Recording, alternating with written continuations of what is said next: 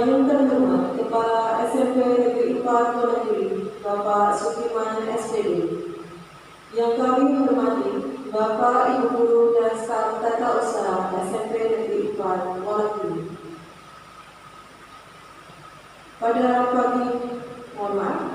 Pada siang hari ini kita akan mengadakan sosialisasi dan aksi nyata calon guru penggerak angkatan 4 program pendidikan guru penggerak Kabupaten Wonogiri SMP Negeri 4 Wonogiri sebagai salah satu diseminasi hasil diklat GTK SMP Negeri 4 Wonogiri. Mohon izin Bapak Ibu Guru yang kami hormati, kami akan mengantarkan jalannya kegiatan sosialisasi pada siang hari ini. Mengawali pertemuan kita di siang hari ini, marilah senantiasa selalu kita panjatkan puji syukur kehadirat Allah yang Subhanahu wa Ta'ala yang sudah berkenan melimpahkan rahmat dan karunia-Nya sehingga kita dapat duduk bersama di aula SMP Negeri 4 Wonogiri. Semoga kesehatan dan keselamatan senantiasa terlimpahkan bagi kita semua. Allahumma amin. Kegiatan program pendidikan guru penggerak angkatan 4 Kabupaten Wonogiri dilaksanakan selama 9 bulan dari bulan Oktober sampai dengan berakhir insya Allah di bulan Agustus tahun 2022.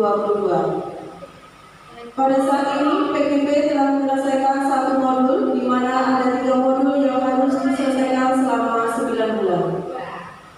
Siang hari ini mohon izin untuk dapat kami sosialisasikan dan berbagi ilmu yang telah kami peroleh dari modul 1 yang kami titik beratkan pada modul 1.1 tentang filosofi pemikiran Ki Hajar Dewantara dan modul 1.4 yaitu tentang budaya positif. Bapak Ibu yang kami hormati, perkenankan kami sampaikan susunan acara kegiatan sosialisasi dan aksi nyata pada siang hari ini. Acara pertama, pembukaan. Acara kedua, sambutan Bapak Kepala SMP Negeri 4 Wonogiri. Acara keempat, acara inti. Acara kelima, diskusi. Acara keenam, penutup. Mengawali kegiatan sosialisasi dan aksi nyata, marilah kita membaca basmalah bersama-sama dan bagi pemeluk agama yang lain dapat berdoa sesuai dengan agama dan keyakinan kita masing-masing. Bismillahirrahmanirrahim. Terima kasih. Memasuki acara berikutnya adalah sambutan. Sambutan akan disampaikan Bapak Sukiman SPD selaku Kepala SMP Negeri 4 Wonogiri. Kepada yang terhormat Bapak Sukiman SPD dipersilakan.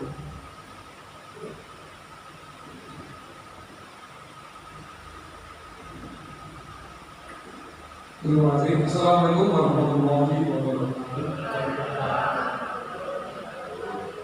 Sebelum acara kita mulai seperti biasa, kita ajar SMP 4 Jaya. Biar semangat, biar sana kedengaran. SMP 4 pun dan Jaya. Proses dengan SMP 4, saatnya Jaya. SMP 4 Jaya. SMP 4 Jaya. SMP 4 Jaya. Alhamdulillah.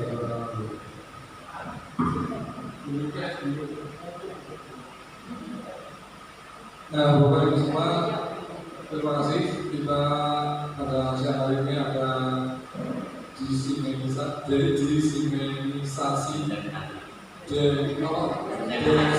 desiminasi yang kedua.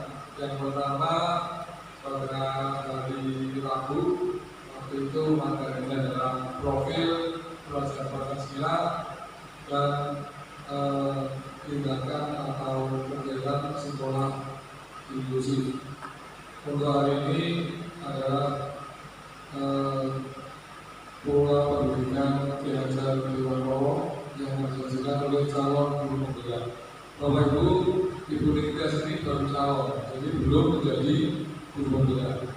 Dan alhamdulillah kita mempunyai satu calon, di mana ada kelas-kelas favorit lain tidak mempunyai calon guru pembina. Ya di mana nanti kalau ada calon guru pembina dimungkinkan sekali akan menjadi sebuah pembina guru. Maka bahwa itu semua kita harus bergerak, kita harus terus maju meningkatkan potensi kita agar para siswa juga mendapatkan pengetahuan yang luas atas dari apa pendidikan kita. Pada era sekarang itu guru bukan merupakan titik sentral untuk pengembangan ilmu, tetapi guru merupakan salah satu sumber ilmu di mana siswa bisa mendapatkan berbagai ilmu dari dunia luar bersama guru. Namun guru mempunyai sentral untuk membimbing dan juga mengantarkan anak untuk menjadi sukses sesuai dengan kepribadian dan juga bakat yang dimiliki. Dari samping guru, siswa bisa belajar melalui internet, bisa belajar melalui buku-buku, bahkan bisa belajar melalui alat. Karena apa?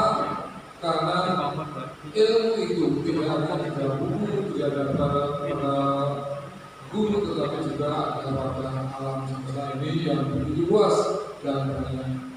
Nah, dengan pola belajar sekarang ini, pola belajar Komando yaitu belajar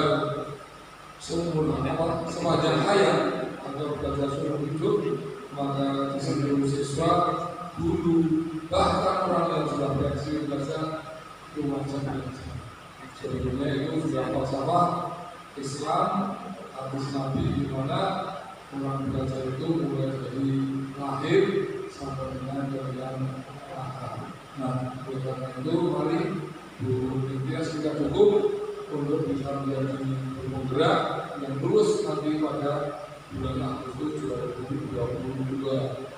Masih ada waktu 8 bulan untuk menyelesaikan tugas-tugas.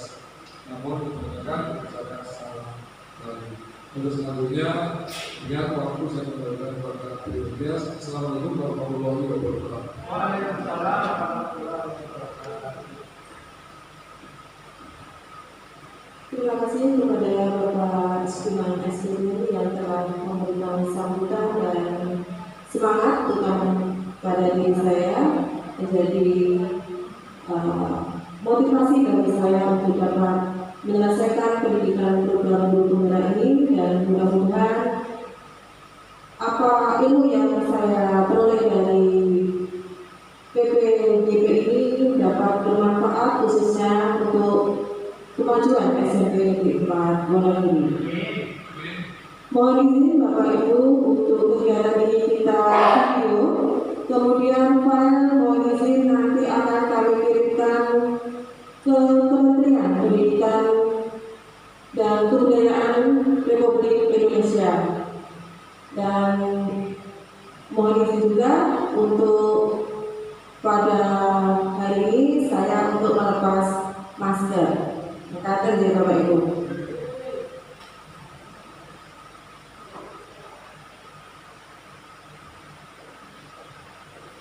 Bapak Ibu yang berbahagia, memasuki acara ini akan kami paparkan dua materi dari modul 1. Sebelumnya, terima kasih atas kehadiran Bapak Ibu guru semua yang pada siang hari ini telah meluangkan waktu untuk bersama-sama kita akan berdiskusi. Saya juga masih memerlukan banyak bimbingan dari Bapak Ibu guru semua sebagai Bapak Ibu guru senioritas saya. Sebagai informasi, saya mengikuti pendidikan program guru penggerak selama 9 bulan ini dengan kegiatan 3 modul. Pendidikan program guru penggerak ini telah saya ikuti dari minggu kedua bulan Oktober sampai di bulan Desember itu telah menyelesaikan modul 1, dan pada bulan Januari ini alhamdulillah diberi kesempatan dari Bapak Kepala Sekolah untuk bisa berbagi ilmu dengan Bapak Ibu semua, dan kita berdiskusi bersama tentang modul 1. Modul 1 itu ada 4, yaitu modul 1.1 mengenai refleksi filosofi pemikiran Ki Hajar Dewantara. Kemudian modul 1.2 itu tentang nilai dan peran guru penggerak. Kemudian modul 1.3 tentang visi guru penggerak, dan modul 1.4 tentang budaya positif. Pada siang ini yang akan kami titik beratkan adalah modul 1.1 dan modul 1.4, yaitu tentang pemikiran KHD dan budaya positif. Salam dan bahagia. Harapannya semoga kita semua senantiasa berbahagia. Kita masuki paparan yang pertama, yaitu modul 1.1 tentang refleksi filosofi pendidikan Ki Hajar Dewantara. Ada beberapa hal pemikiran KHD sebagai Bapak Pendidikan Indonesia, Menteri Pengajaran, waktu dulu Menteri Pengajaran ya Pak Arya, Menteri Pengajaran pertama kali telah memunculkan pemikiran-pemikiran yang luar biasa dari tahun 1922, tapi di abad 21 di dunia teknologi industri 4.0 masih sangat relevan sekali. Dasar pendidikan KHD adalah menuntut. Di sini disampaikan maksud pendidikan itu adalah menuntut segala kodrat, kekuatan kodrat yang ada pada anak-anak agar mereka dapat mencapai keselamatan dan kebahagiaan setinggi-tingginya, baik sebagai manusia dan sebagai anggota masyarakat. Jadi pendidikan itu adalah menuntut, bukan menuntut. Anak-anak bukan kertas kosong, bukan gelas kosong, tetapi anak-anak ada garis-garis tipis di mana kita sebagai guru adalah pamong untuk menebalkan kodrat alami anak, laku anak kita tebalkan. Apabila garis itu berbelok, kita berusaha untuk meluruskan agar anak mencapai kebahagiaan dan keselamatan setinggi-tingginya, baik bagi dirinya dan bermanfaat bagi masyarakat. Ini diambil dari pemikiran KHD di tahun 1936.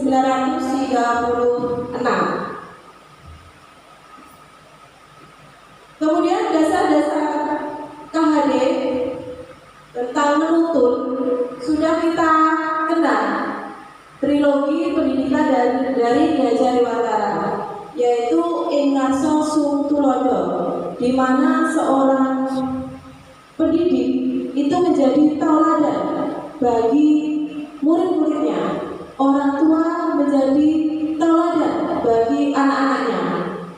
Kemudian Ing Madya Pangkarso sebagai guru di tengah-tengah murid bisa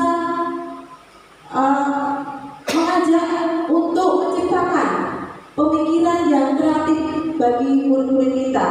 Dan Tun Huring Handayani sebagai pendidik, kita mendorong dari belakang, memberi semangat kepada peserta didik kita untuk mencapai tujuan dari pendidikan agar anak-anak selamat dan bahagia sebagai manusia dan anggota masyarakat.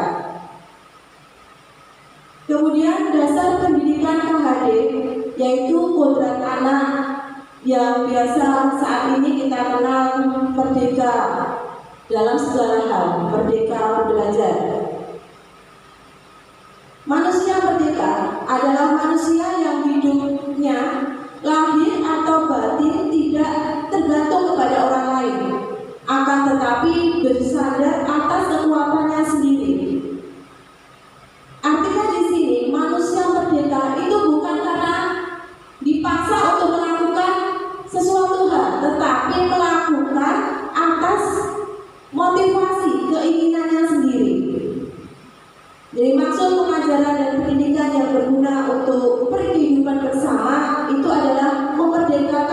manusia sebagai bagian persatuan rakyat. Ini juga diambil dari pemikiran KHD pada tahun 1928. Dasar-dasar pendidikan KHD yaitu kodrat alami anak itu adalah bermain.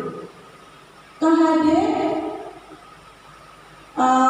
memberikan pemikiran bahwa anak itu merasa senang berada di sekolahan, sehingga KHD mendirikan sekolah taman siswa. Bukan disebut sekolah waktu itu taman siswa, karena taman itu bisa kita lihat ya, banyak bunga-bunga.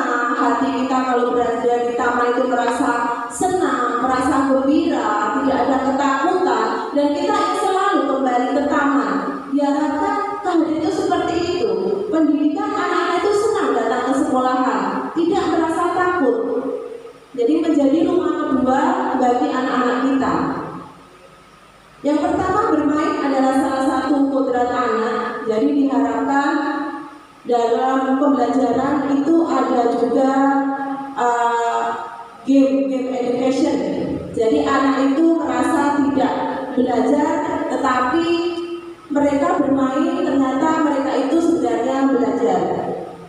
Disesuaikan dari tingkatan usia anak ya, mungkin dari PAUD, dari TK, dari SMP, SMA, itu akan berbeda game education-nya.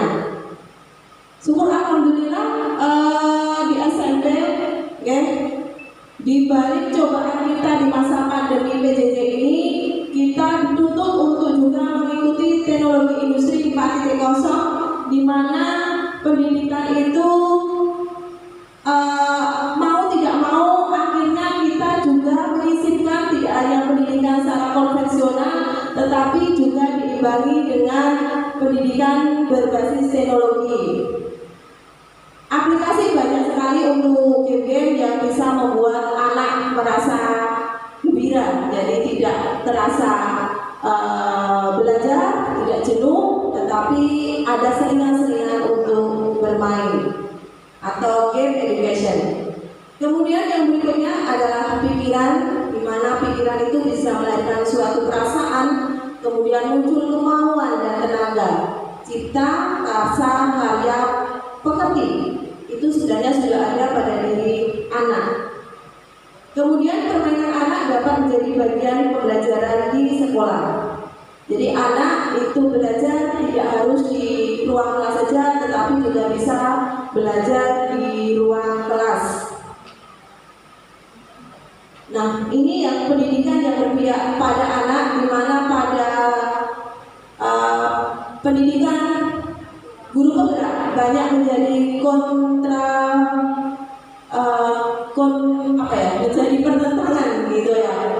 Jadi di lagu Mas Guru Penggerak sendiri ada kata-kata yang memang diambil dari pemikiran Ki Hajar Dewantara, dan kami akan menyampaikan apa maksud dari kata-kata ini ya.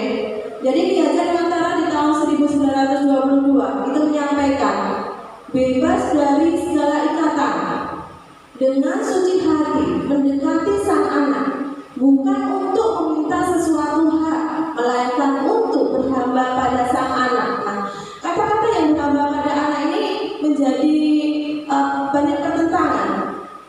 Menurut Ki Hajar Dewantara, bahwa berhamba ini bukan artinya menyembah, tetapi berpusat atau berpihak pada anak. Jadi pendidikan itu adalah tujuannya anak-anak dan anak. Murid-murid kita bagaikan itu adalah anak-anak kita. Jadi anak-anak kita layani dengan ikhlas. Kita memberikan apapun untuk anak-anak kita, untuk kemajuan mereka. Lah di dalam sekolah diharapkan seperti itu.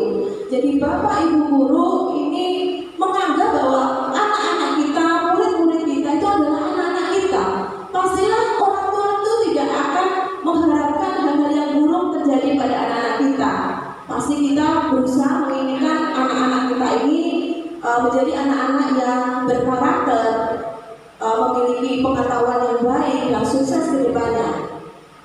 Jadi pendidikan ini harus terletak di dalam pangkuan ibu bapak. Ya, ibu bapak di sini juga seperti itu, dan memang orang tua memberikan layanan yang besar pada anak itu sudah hal yang biasa. Nah, yang sulit itu kita menganggap murid-murid kita seperti anak-anak kita. Nah, ini dari kata-kata berhamba pada sang anak itu seperti itu. Jadi dengan semurni-murninya, seikhlas-ikhlasnya kita melakukan bahwa cinta kasih kita yang kita berikan kepada anak-anak itu adalah kasih yang tak terbatas, dan kita tidak mengharapkan imbalan seperti lagu kasih ibu gitu ya. Jadi berharap sekolah itu seperti itu, seperti kita sebagai orang tua mereka dan memberikan yang terbaik untuk anak-anak kita, dan kita ikhlas untuk melakukannya. Kemudian dasar pendidikan KHD tadi juga sudah saya singgung, itu bukan tabula rasa ya. Tabula rasa itu adalah sesuatu yang kosong, hampa. Jadi anak itu sudah memiliki tadi kodratnya alam sendiri-sendiri. Jadi kita hanya tinggal menebalkan lampu anak dengan kekuatan konteks diri anak dan sosio-kultural budaya. Kemudian dasar pendidikan KHD yaitu budi pekerti.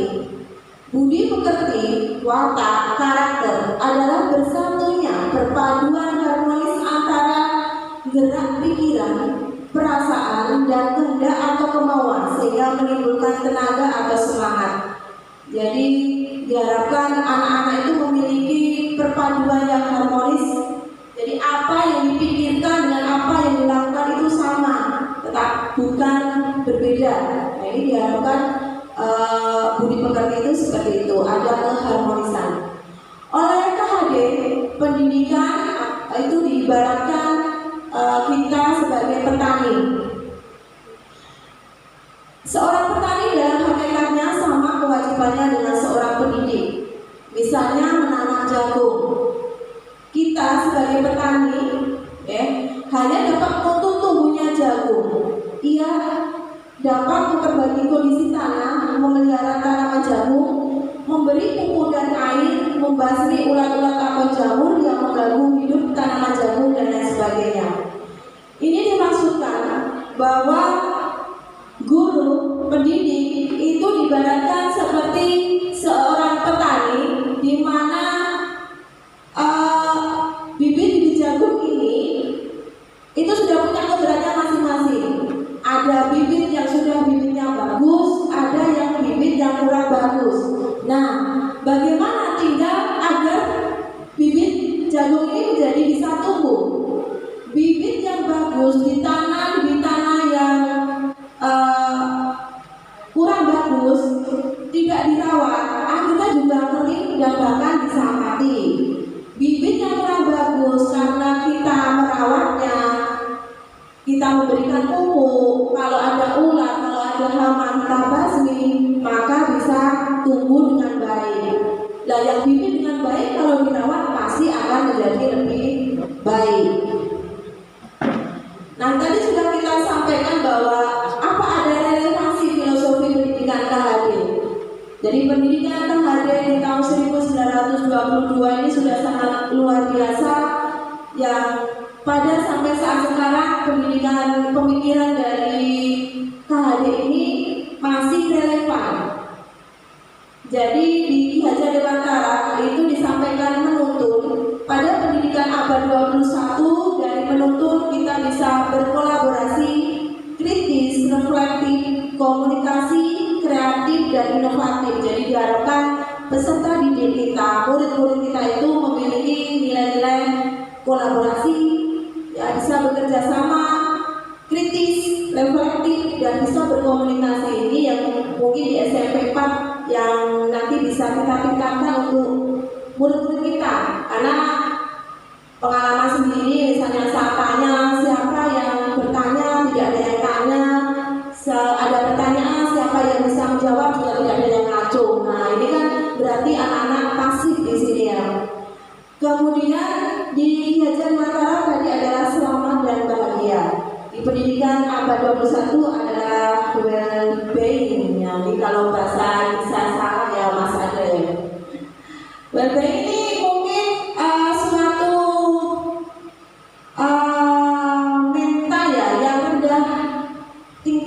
dari stres gitu ya. Jadi mental yang bahagia, yang akhirnya bisa memunculkan kreativitas dan inovasi-inovasi dari rasa bahagianya tadi.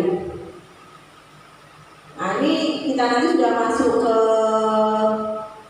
modul 1.4 budaya positif. Nah ini kita ke modul 1.1 dulu. Mungkin apa yang saya sampaikan itu ada hal yang memang perlu didiskusikan bagi Bapak Ibu semua. Mungkin apa yang saya sampaikan seharusnya nggak begitu Mbak Ne, harusnya begini begitu. Mungkin seperti itu. Mohon saya ada masukan di modul 1.1 tentang refleksi pemikiran KHD. Mohon masukan dari Bapak Ibu ya. Terima kasih Pak Pariono. Monggo.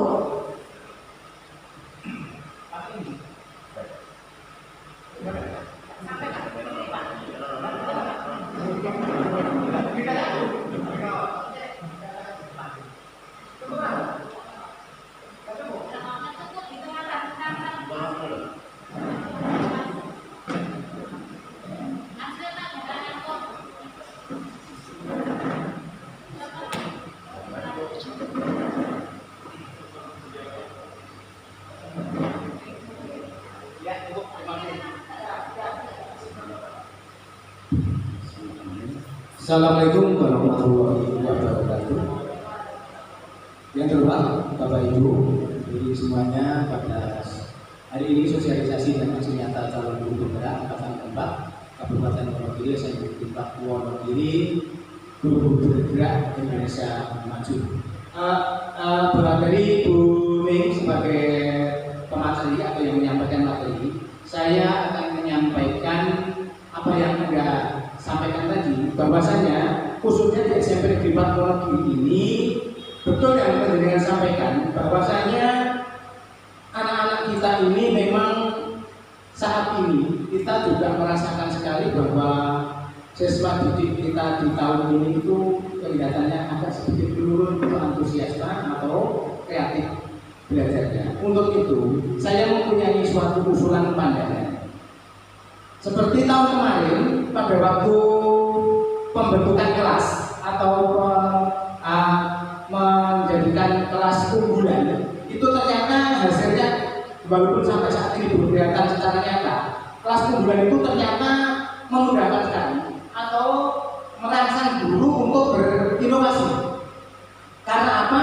Di kelas unggulan itu ketika kita menyampaikan ada respon dari anak, sehingga kita mengajar itu ada tantangan untuk supaya anak lebih semangat, guru juga jadi semangat. Tetapi kalau kita menghadapi siswa yang semuanya dalam keadaan lemah atau dalam arti tidak semangat, kita pun juga tidak bisa bergerak. Walaupun seperti apapun kita bergerak, tetapi siswa kita yang kita ajak belajar ternyata tidak berkreatif atau tidak memberikan respon, kita juga akan jadi lemah. Saya sering mengatakan di dalam kelas begini, kelas ini ada satu saja anak yang kreatif, maka kelas ini akan hidup.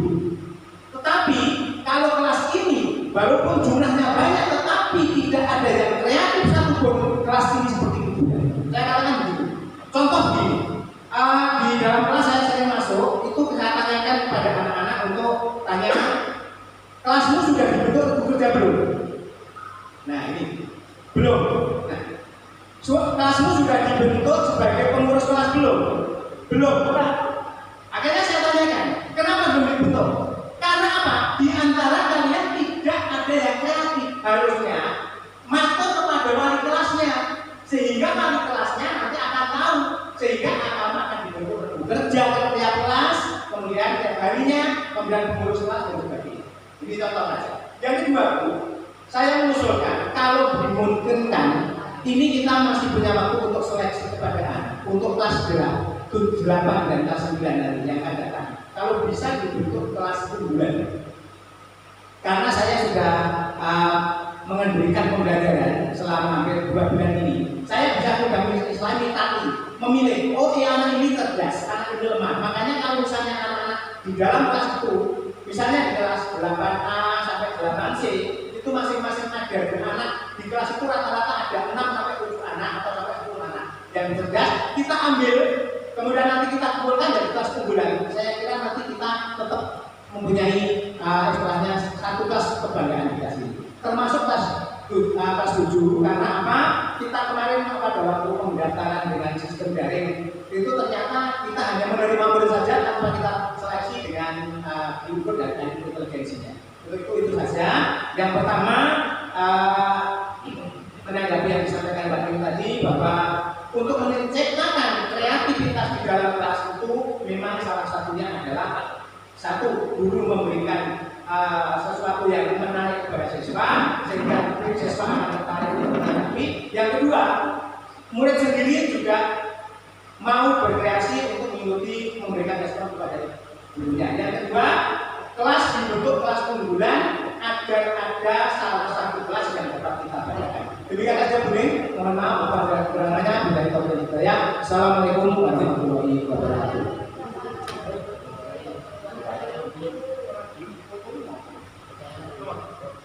Terima kasih Bapak Pariono SPD yang telah memberikan bahan diskusi pada siang hari ini. Beliau menyampaikan bahwa satu anak kreatif bisa menghidupkan satu kelas, tapi banyak anak yang hanya diam, kelasnya ya tidak akan hidup. Kata Bapak. Tadi Pak Pariono mengusulkan ada kelas unggulan. Nah, ini mohon pendapat saran dari Bapak Ibu semua tentang usulan Bapak Pariono ini dengan adanya kelas unggulan. Menurut Bapak Ibu bagaimana? Monggo yang akan ya, Pak Eri, terima kasih. Monggo.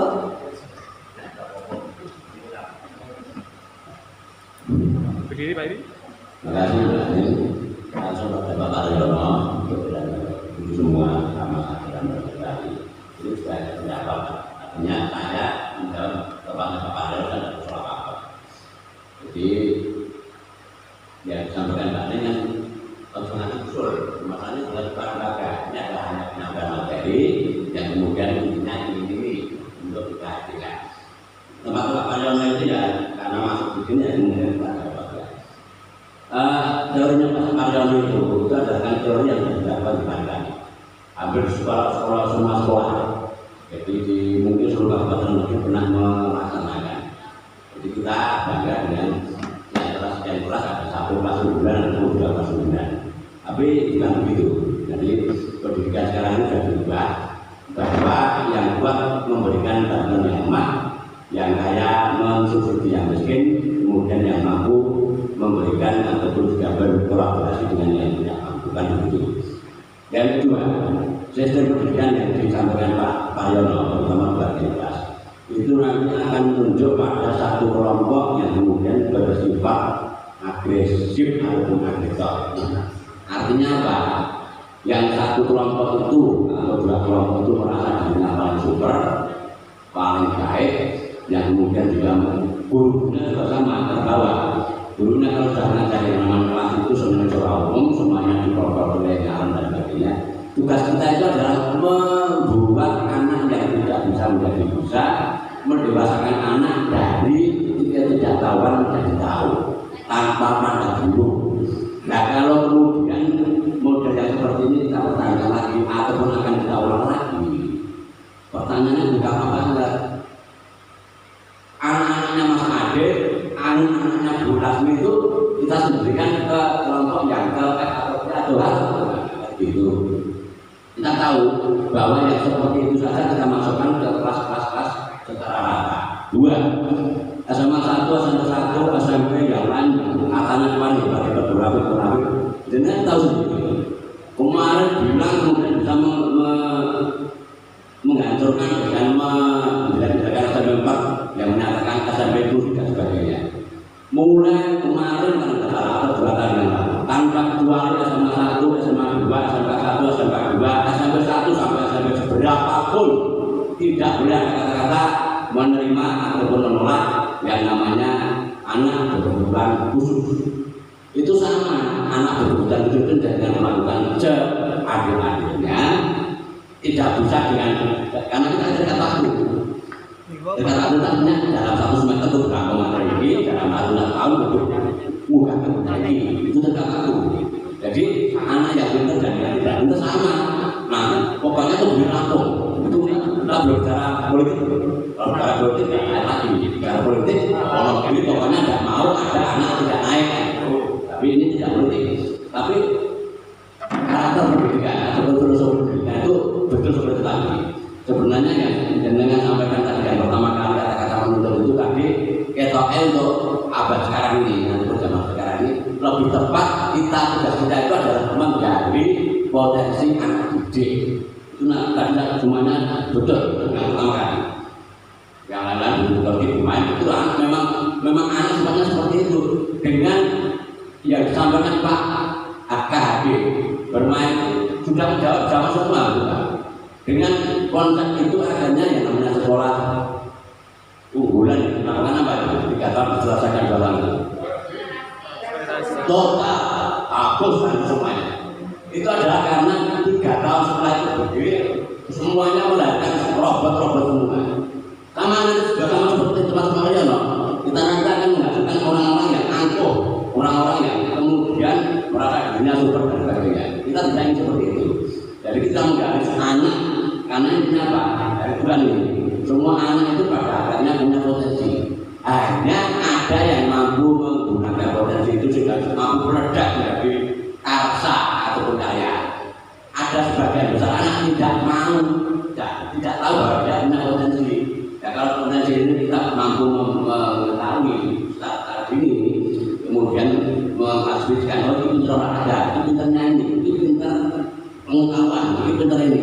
Dengan sebagai ketua bagian lomba itu nanti apa makanya boleh yang nyanyi yang lomba ini yang pintar masalah menjadi potensi seperti itu. Setiap anak ada punya, hanya bisa dikembangkan atau hanya tidak. Tugas kita itu. Jadi kemudian yang kedua ini, tugas kita itu sekarang jangan seperti yang kemarin. Kalau pulang sudah A, senang kampung, setelah sudah DKI, dan sebagainya, Pak ini sudah DKI. Saya enggak, saya itu sudah A sampai sudah D sama. Dan juga berat seperti itu. Berat seperti itu. Bahkan kemudian, kalau kemudian sekolah itu akhirnya imbang, hanya saya pintar itu, hanya saya tabrak, hanya saya lagi, hanya saya ayu, hanya saya murah, hanya saya joget, hanya saya miskin. Itu lengkap. Sama seperti keadaan negara kita Indonesia yang kita cintai. Terima kasih Pak.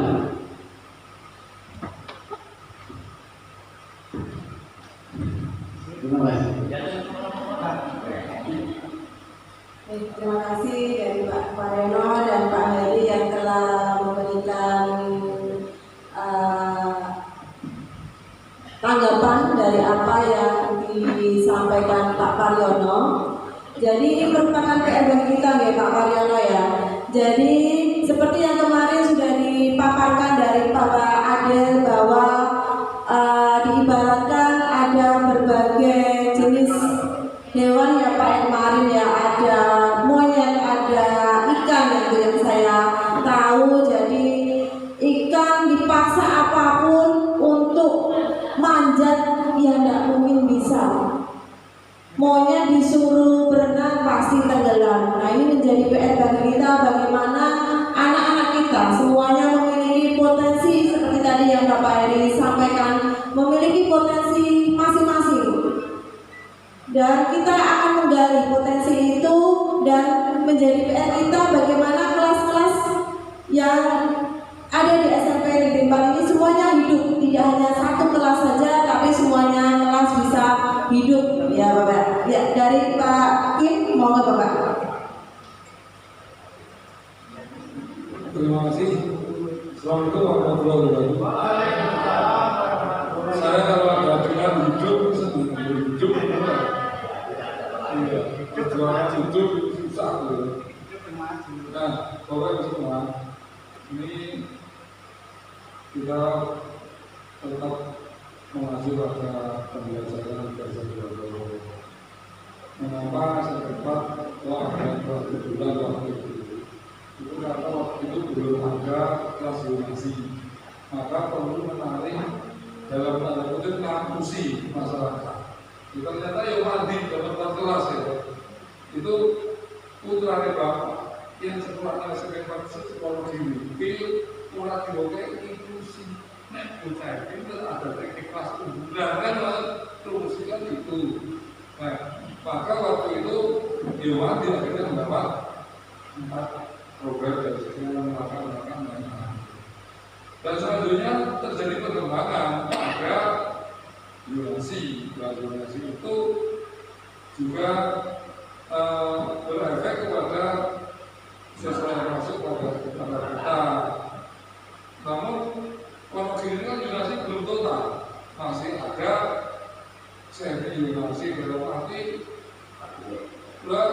SMP siji juga bocah kuwi 30 luas. Nah, sekarang kan itu semua tersebut ke sana. Ya semuanya pengennya ke sana, nggak pengen ke sini ya. Supaya pengen ke sini, sekarang kita ubah tidak kelas unggulan, tapi nanti kita membuat kelas-kelas. Jadi ada komunitas matematika, ada komunitas bahasa Inggris, ada komunitas IPA, ada komunitas seni. Nah, melalui tes psikologi, penulisan minat dan bakat siswa, nanti siswa itu ada bakat yang mana diarahkan, ekstranya nanti diarahkan. Jadi ini kalau nanti akan lomba sains, ya ekstra yang sains itu anak-anak yang berminat sains itu dimasukkan. Ekstra ke seni, ya anak-anak yang diundang seni itu dimasukkan. Nah, diharapkan untuk kedepannya kita ini tidak ada kelas unggulan, tetapi ada klaster-klaster, ada grup-grup, ada klub-klub. Jadi saya pernah membuat suatu sekolah itu ada mathematics club, ada English club, ada science club, di mana klub-klub itu maksudnya ekstra sore hari ada ketuanya. Ketua dari siswa itu dibimbing dulu. Ternyata jawaban anak-anak yang di situ memang kalau buat urusan matematika pasti belum matematika kan nggak penting dia berusaha dan sebagainya. Itu Bapak Ibu, dan kita ini masuknya ke jalan yang bias. Kita ini diajak di Wondowo itu kan menggariskan ada taman siswa, taman dewasa gitu ya. Nah, maksudnya siswa itu di sekolah itu senang bisa menemukan potensinya, tetapi kita itu masih dihadapi politik. Berarti ujian sekolah dilaksanakan secara kabupaten kan itu. Nah itu kita nggak bisa menjawab itu. Nah jadi ujian sekolah itu sediakan sekolah. Yang jenisnya sekolah itu sediakan sekolah, tapi ini masuk ranah politik. Jadi karena di situ ada soal dan sebagainya itu, maka dari itu pegang ada undang-undangnya apa peraturan itu kita selesai. Namun sebetulnya baru maksudnya ya jadi waktu ini bahasa Inggris saja. Untuk bahasa Inggris ini belum bisa ngomong hello ya setiap hari hello nanti saya sore. Itu ujian ya hello kan gitu. Akhirnya bocah itu bisa. Nah masa hello bisa wis bacaan tentang deskriptif nanti bocah rasa selamanya. Maka saya ini berada di khusus sejak tahun 98. Saya itu punya target gini, yaitu khusus bahasa Inggris 20 kali pertemuan, saya jamin bisa ngomong bahasa Inggris. 20 kali pertemuan masih untuk 2 kali, berarti ada 2,5 bulan ini. Itu bisa ngomong bahasa Inggris. Tetapi kalau di sekolah SMP 3 tahun, SMA 3 tahun, naik tahun, mulai dari mana? Dari Indonesia. Nah karena apa? Gak mengajarnya targetnya kurikulum. Naik maisha nomor kono itu ujian bersama piye? Orang mungkin padahal itu apa ya orang mungkin. Akhirnya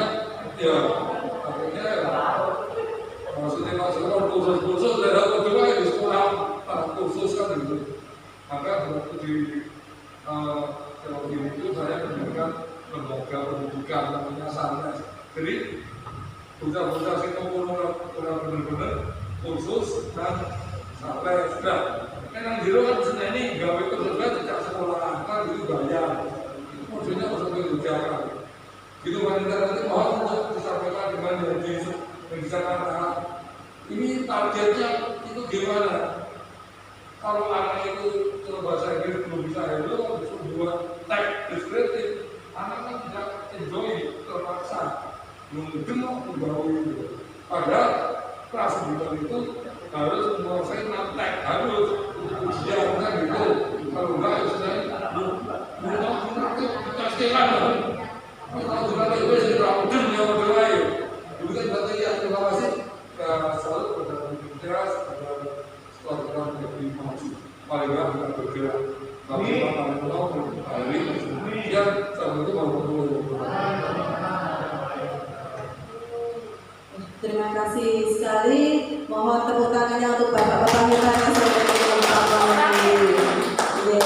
Jadi apa yang disampaikan Pak Paryono, kemudian ditanggapi Bapak Heri dan Pak Kim, itu memang apa yang disampaikan Pak Heri itu sudah sesuai dengan pemikiran dari pendidikan KHD, di mana KHD itu tidak membeda-bedakan satu anak dengan anak yang lain, dan kita dalam satu sekolah inklusif seperti yang disampaikan Pak Adel kemarin itu kita patut berbangga hati SMP Negeri 4 dengan ikhlas melayani semua kebutuhan anak. Nah ini yang nanti kita masuk di modul 1.4 Pak, budaya positif. Nah ini nanti bagaimana cara bisa menghidupkan kelas agar ya ada perubahan. Nah ini tidak instan Bapak. Jadi pendidikan program guru penggerak ini memang masih tahap awal, dan memang perubahan karakter itu tidak bisa hanya singkat waktu, tetapi memang membutuhkan waktu yang panjang, tetapi harus diawali agar memang akan ada perubahan karakter dari generasi bangsa Indonesia ini. Sebelum saya lanjutkan di modul 1.4, nah, ice breaking dulu ya Bapak, mohon maaf ya, sebentar biar nggak ngantuk, ya mungkin, tapi nggak ada hadiahnya seperti Pak Adil kemarin Bapak dia. Nah ini saya juga ada pertanyaan, nanti panjenengan yang menjawab ya. Jadi ada 3 pertanyaan ya. Kalau saya menyampaikan seperti ini kucing, ya. Kemudian yang ini harimau. Kalau yang ini sapi. Nah ini biar mudah aja ya. Saya ulangi lagi ya. Ini kucing. Yang ini harimau. Kalau yang ini sapi. Nah, sekarang saya bertanya, mohon untuk dijawab ya. Ini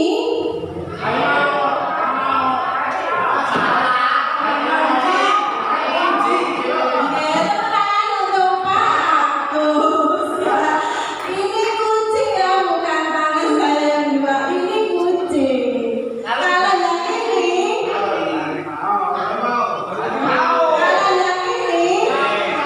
sapi. Memang tepuk tangan untuk Pak Bambang ya.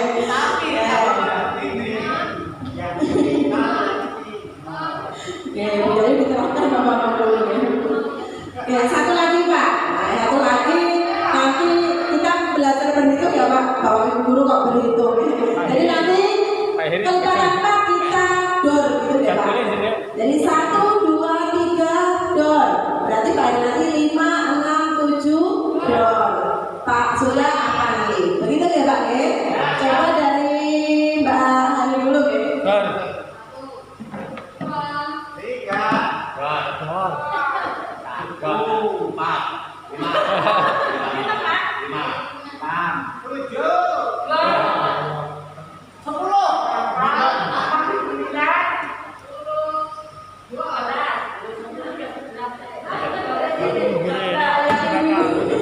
Diulang dari sini berarti ya.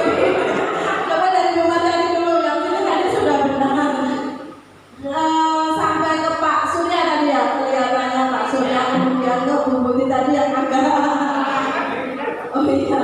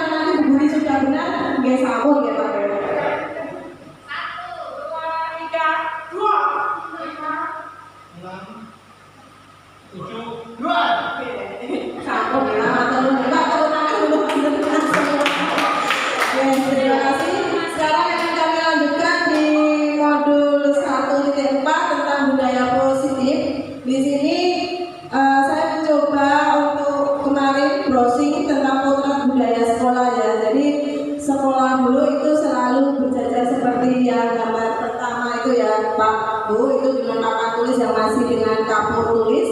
Jadi bapak gurunya itu kalau menulis yang membelakangi murid ya, kebanyakan seperti itu. Nah yang diharapkan pada saat ini seperti yang diinginkan Pak Pardiana tadi ya, siswa-siswanya itu selalu kalau ditanya semua tunjuk jari, harapannya seperti itu ya Pak ya. Ya, tapi sampai saat ini kelihatannya beberapa kelas itu anak-anak SMP 4 itu diam saja, ditanya diam saja, ada pertanyaan diam saja. Nah ini bagaimana PR kita agar anak-anak bisa seperti ini. Jadi sekolah sebagai institusi pembentukan karakter.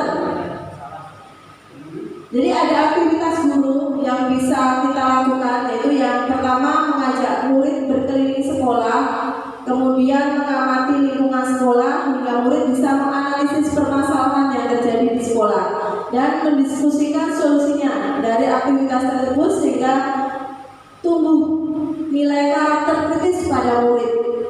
Nah ini kemarin saya coba Pak di kelas 7 dan 8. Tapi saya tidak berkeliling Pak, saya hanya mengajak karena anak-anak sudah melihat lingkungan anak-anak SMP 4 ya, semua dari kelas 7, kelas 8 dan kelas 9. Saya minta pendapat mereka. Coba selama ini kalian sudah mengamati teman-teman, kakak-kakak kalian. Nah kira-kira perilaku-perilaku yang kalian amati itu sudah sesuai dengan aturan tata tertib sekolah atau ada hal-hal yang belum sesuai. Nah itu ternyata kemarin siswa-siswa menjawab dengan jujur Pak. Itu tidak salah paksa gitu guys. Saya tanya, itu katanya iya Bu. Yang kamu amati kelas berapa? Ini mohon maaf ya. Boleh ya Bapak Ibu saya sampaikan ya. Kami menyampaikan katanya itu Bu banyak anak-anak kelas 9. Ya kelas 9 kenapa? Kelas 9 itu banyak bajunya dikeluarkan kan tidak sesuai aturan. Terus apalagi rambutnya itu panjang, aturannya kan tidak boleh.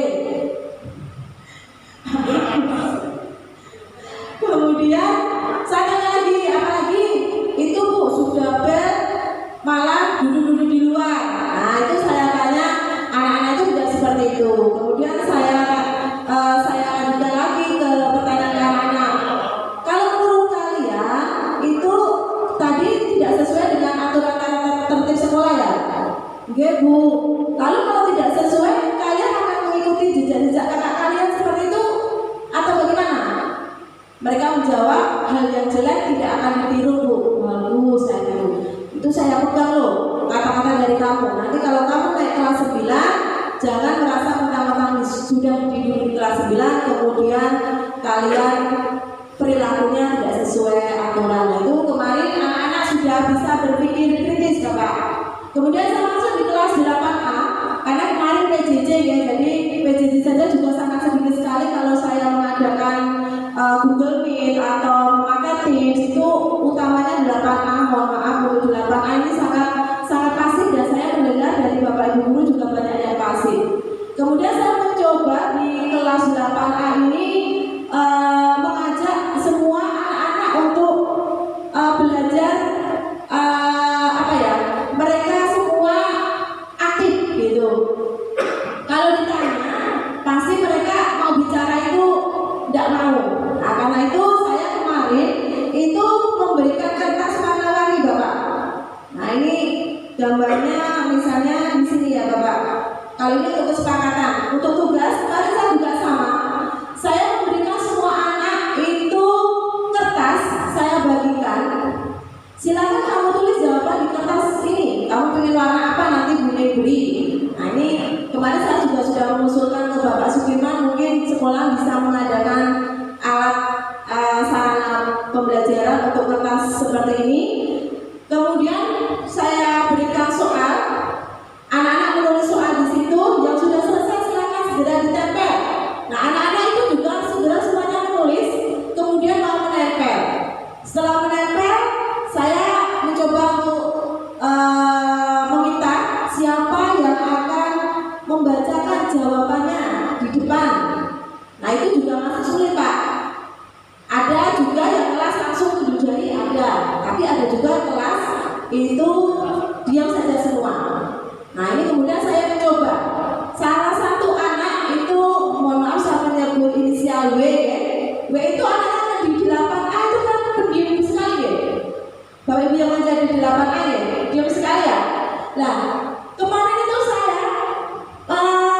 ini saya ajarkan tidak hanya satu kali Pak, sudah berulang kali saya memberikan ini. Waktu pertama kali memang pasif semua, kemudian ada peningkatan sedikit sampai kemarin saya pun terkejut. Ibu ini selama ini diam saja, sekarang tunjuk jari terus Bapak, dan langsung maju ke depan.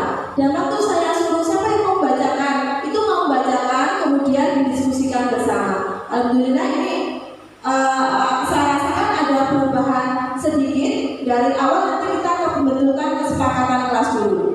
Nah ini mohon maaf saya masuk ke sana dulu ya Pak. Nah kita kembali lagi ini tadi. Jadi kadang-kadang anak itu untuk dipancing dulu Pak, dan biar mereka senang dulu. Tadi seperti yang dikatakan Pak Kim, bagaimana membuat anak itu merasa berada di taman, merasa senang dan tidak merasa belajar, tidak terpaksa untuk belajar. Kemarin Pak Kim itu juga menyampaikan profil Pancasila ada 6. Yang pertama adalah beriman dan bertakwa kepada Tuhan Yang Maha Esa dan berakhlak mulia. Dan Pak Wakil kemarin menanyakan indikatornya ya Bapak Kim. Yang di sini indikator kita itu seakan-akan menjadi suatu hal yang abstrak. Nah ini saya juga mengusulkan, misalnya karena kita di PTM terbatas ini ada sesi 2 yang pada ada jam di sesi 2 itu ada jam sholat luhur, mungkin bisa dijadwalkan. Jadi pada jam itu untuk ya mohon kerelaan hatinya untuk anak kelas ini semuanya berjamaah. Karena tadi saya sholat berjamaah bersama Bapak Ibu guru dan ada juga beberapa siswa. Padahal masjid itu belum penuh, ternyata anak-anak itu malah gojekan, berseliweran di masjid, dan seakan-akan ada yang sholat itu tidak ada rasa rasa bagaimana itu nggak ada Pak. Rasa ini sudah ada, ayo segera sholat itu nggak ada, malah mereka jajan itu tadi seperti itu. Nah mungkin bisa kita agendakan menjadi suatu kebiasaan agar anak-anak juga terbiasa bisa terjadwalkan. Berakhlak mulia ya Bapak. Kemarin sebenarnya sudah dibuat jadwal ya Pak, jadwal yang 5S apa ya, salam, senyum, sapa, sopan gitu ya Pak, biasanya di pagi hari. Nah ini mudah-mudahan ini ya bisa berlanjut, jadi anak-anak itu juga terbiasa. Karena kalau kita lihat anak-anak itu bertemu Bapak Ibu guru itu ya kadang tidak mau menyapa gitu, hanya lewat begitu saja. Mungkin karena dari kita, karena kita tadi adalah juga menjadi teladan bagi anak. Mungkin kita bisa memberikan keteladanan melalui kebiasaan salam, senyum, sapa, sopan santun tadi ya Bapak. Kemudian berkebinekaan global, tadi sudah dijelaskan Pak Kim ya. Kemudian bergotong royong, kemudian kreatif. Tadi Pak Heri menyampaikan menggali potensi, akhirnya bisa kreatif. Kemudian ada suatu permasalahan bisa bernalar kritis dan diharapkan anak-anak itu bisa mandiri. Mandiri di sini maksudnya untuk berbuat baik itu tidak dipaksa, belajar tidak dipaksa. Nanti hasilnya juga pasti beda ya Pak. Kalau senang itu beda. Membangun karakteristik seseorang bukanlah hal yang mudah ya Pak. Tadi memang sangat sulit. Tetapi sebagai pendidik kita diberikan tugas untuk dapat membentuk calon-calon penerus bangsa yang memiliki karakter jujur, berkeadilan, bertanggung jawab, peduli dan saling menghormati. Nah ini sudah disampaikan memang itu bukan hal yang mudah, tetapi bukan berarti hal yang tidak mudah itu kemudian tidak bisa terwujud. Dengan keteladanan kita, dengan kelembutan kita, dengan keikhlasan kita, insya Allah karakter sesuai dengan nilai-nilai profil Pancasila itu bisa terwujud. konsep disiplin positif dan motivasi. Dalam budaya kita, itu makna kata disiplin dimaknai menjadi sesuatu yang dilakukan seseorang pada orang lain untuk mendapatkan kepatuhan. Kita cenderung menghubungkan kata disiplin dengan ketidaknyamanan karena mereka tidak mengenal nilai-nilai yang terkandung dari kedisiplinan itu. Seperti kedisiplinan dalam peraturan. Jadi peraturan itu karena sepihak. Jadi kadang-kadang anak-anak itu ya hanya mengikuti aturan karena takut adanya hukuman. Kalau tidak terlihat bapak ibu guru, ya akhirnya melanggar.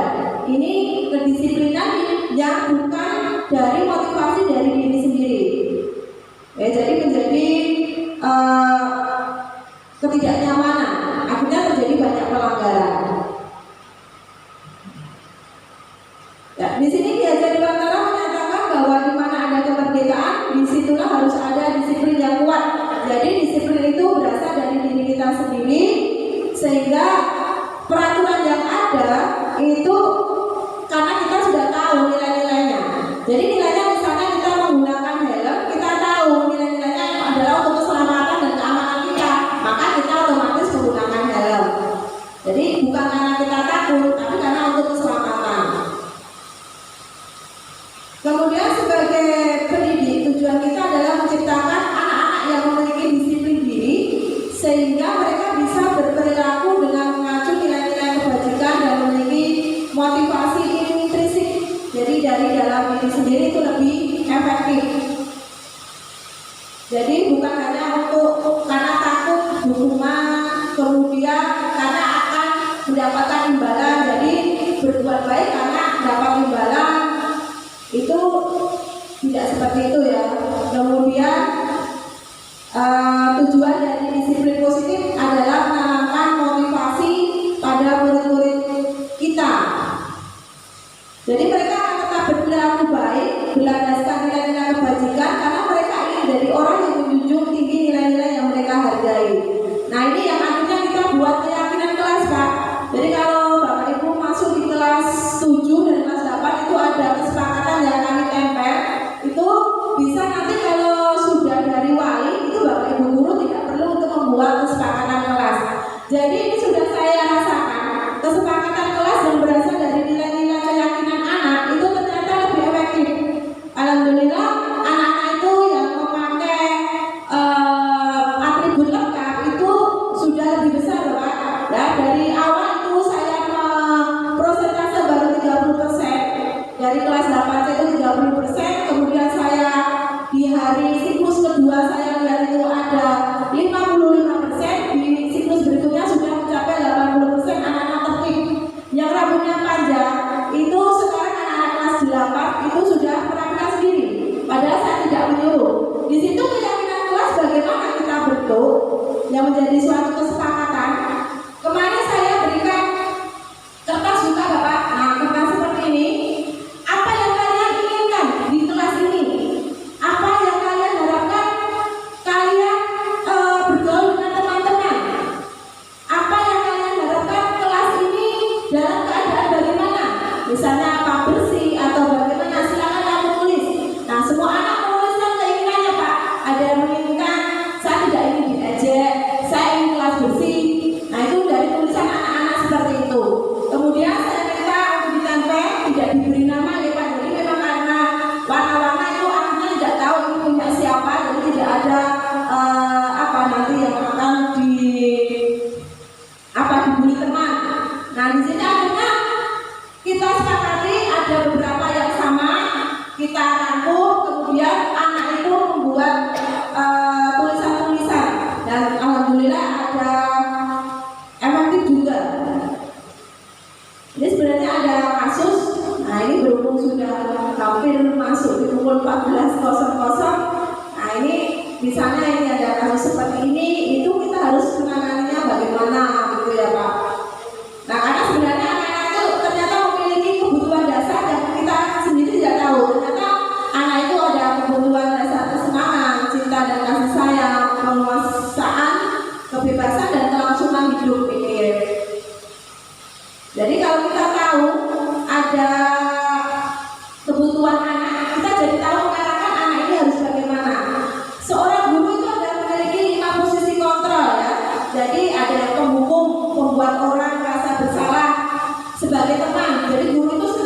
menjadi teman bagi siswa, kemudian sebagai monitor atau pemantau, dan kelima manajer. Saya akui Pak, saya dulu itu penghukum Pak, membuat orang merasa bersalah. Nah setelah saya mendapatkan ilmu ini, saya tuh menangis sendiri Pak. Jadi apa yang saya rasakan itu ternyata salah. Jadi anak-anak itu saya masuk tertib itu ternyata hanya takut pada saya. Nah ini saya mengubah pola pikir saya, pola saya dalam mendidik anak setelah saya mendapatkan budaya positif ini. Ternyata anak-anak itu juga bukan karena takut pada saya, dan mereka saya datang mereka senang dan berharap saya ada gitu. Karena ini yang saya rasakan dari saya pengalaman mengajar yang dulu dan setelah saya mengikuti pendidikan guru penggerak ini. Jadi diharapkan kalau di penghukum biasanya kita memberikan patuhi aturan saya atau awas. Nah itu penghukum ya Pak. Jadi marah-marah dengan suara yang keras itu dulu saya lakukan Pak. Saya sering membentak anak-anak ini itu apa Pak? Saya kira itu ya Pak. Saya sudah tobat itu. Kemudian membuat orang merasa bersalah. Nah ini kadang-kadang juga itu ibu sangat kecewa sekali dengan kamu. Kamu itu gak kasihan gak sama orang tua kamu. Saya sering membuat anak merasa bersalah. Maksud saya menyentuh hati mereka. Tapi ternyata saya salah Pak. Jadi jangan seperti itu. Itu menurut dari pengalaman saya ya. Jadi bukan menjadikan orang merasa bersalah. Takutnya anak menjadi jod dan berputus asa karena saya salah-salahkan dan mereka jadi rendah diri ya. Kemudian teman. Jadi kalau teman ini, guru ini sangat tidak ada batas ya Pak. Jadi posisi teman pada guru ini bisa negatif ataupun positif ya. Positifnya ya bisa berhubungan baik dengan guru dan murid, tetapi negatifnya kadang-kadang kewibawaan guru ini menjadi hilang. Yes, mereka kan berkata, ayo Pak, bantu saya Pak. Nah, itu kan seperti teman ya, tidak ada ini anak, ini orang tua atau guru. Kemudian monitor ini selalu salah. Kamu itu salah peraturannya apa coba? Nah itu udah hampir sama seperti penghukum. Jadi juga dengan suara keras juga ini ya Pak. Nah ini diharapkan guru ini bisa manajer Pak. Jadi nanti menyelesaikan permasalahan anak itu nanti ada segitiga restitusi.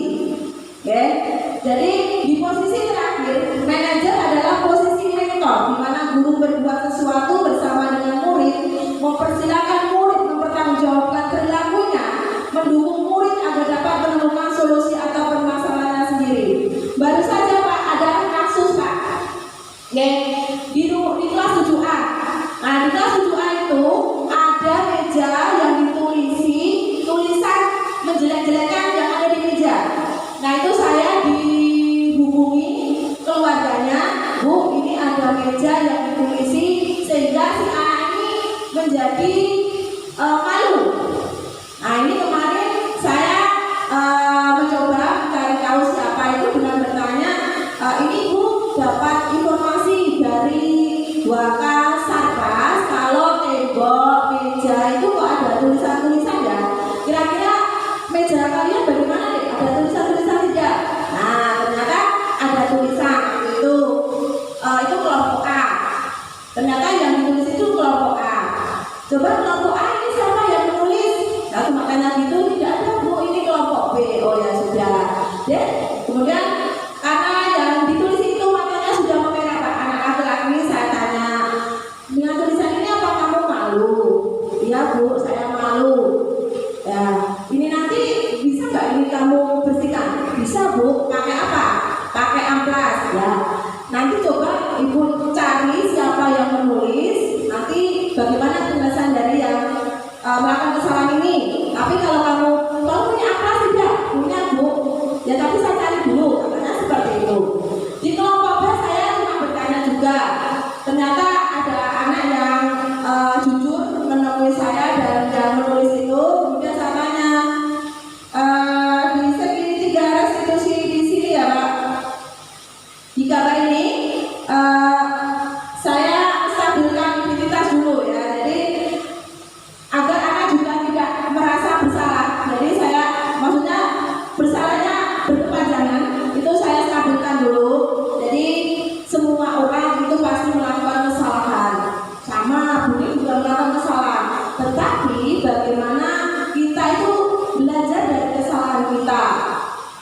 Dengan seperti itu kan akhirnya hati mereka terbuka dan malah jujur mengatakan, ya Bu, itu saya yang menulis. Nah sekarang kalau seperti itu benar apa tidak?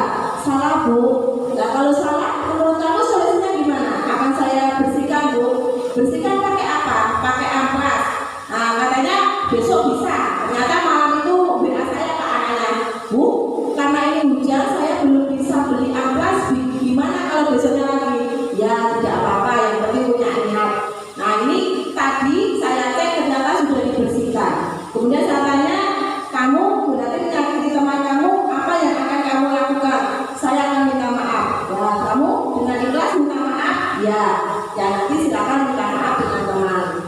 Itu tadi sudah kemarin itu beberapa hari itu sudah saya lakukan di segitiga restitusi. Jadi di segitiga restitusi ini Bapak, jadi ada 3 tahapan, yaitu menstabilkan identitas dulu. Jadi setiap orang pasti pernah melakukan kesalahan, bahwa kamu bukan satu-satunya orang yang pernah melakukan ini.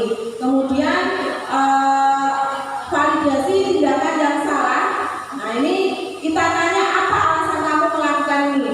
Nah ini kita tanya. Jadi adakah cara yang lebih efektif untuk mendapatkan apa yang kamu butuhkan, misalnya seperti itu. Atau kamu punya alasan mengapa kamu melakukan ini. Kemudian tanyakan keyakinan, karena tadi kita sudah buat kesepakatan ya Pak. Itu juga saya tanyakan. Kesepakatannya kan mengharapkan kelas bersih. Nah kalau meja kotor berarti kan tidak sesuai kesepakatan.